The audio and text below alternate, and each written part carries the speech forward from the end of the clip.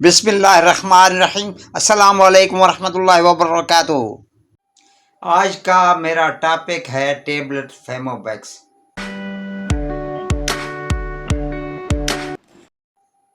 इसे सी backs pharma ने तख्लीक किया है।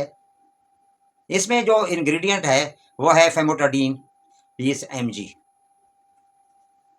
20 गोलियों की पैकिंग है। हर अच्छे मेडिकल स्टोर से ये दस्तयाब है। मुनासिब कीमत है। ये एक हिस्टामिन 2 बुलाकर मेडिसन है। गैस्ट्रोएसोफेगियल रिफ्लेक्स डिजीज यानी GERD में भी इसका इस्तेमाल किया जाता है। GERD एक ऐसी कंडीशन है जिसमें जो खुराक मैदे में जाती है, मैदे से निकल कर खुराक की नाली में ऊपर को आने लग जाती है और उसमें शदीद जलन होती है।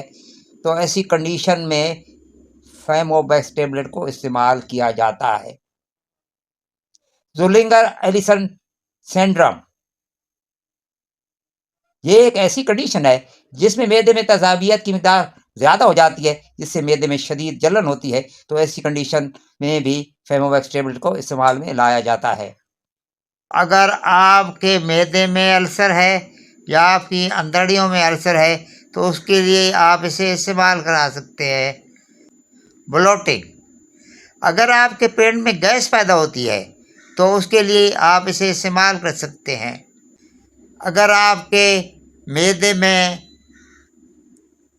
एसिड रहता है यानी आपको एसिडिटी की प्रॉब्लम है तो उसके लिए भी आप इसे इस्तेमाल कर सकते हैं। हार्ट बर्न के लिए भी आप इसे यूज़ कर सकते हैं।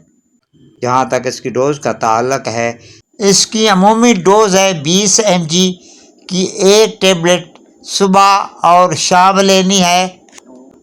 अल्सर में 40 mg रात को सोने से पहले दी जाती है। ये 4 से 8 हफ्ते तक इस्तेमाल की जाती है। उसके बाद मेंटेनेंस के लिए 20 mg सोने से पहले दी जाती है। रिफ्लेक्स में 20 mg दिन में 2 दफ़ा दी जा सकती है। इसकी सही डोज के तयन के लिए आप अपने मुआलिज से रब्ता करें।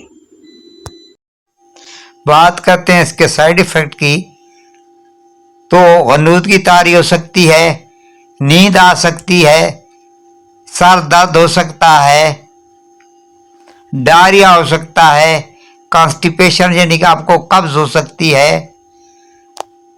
सीरियस साइड इफ़ेक्ट्स में जो बहुत कम होते हैं, बोन मैरो पर असर पड़ सकता है। दवा लेने से पहले अपने डॉक्टर या मुआलिज से रब्ता करें। वीडियो अच्छी लगे तो मेरे चैनल को सब्सक्राइब कर दिएगा, वीडियो को लाइक कर दिएगा और अपने दोस्तों को इसे शेयर कर दीजिएगा। बेल आइकन को दबा दीजिएगा।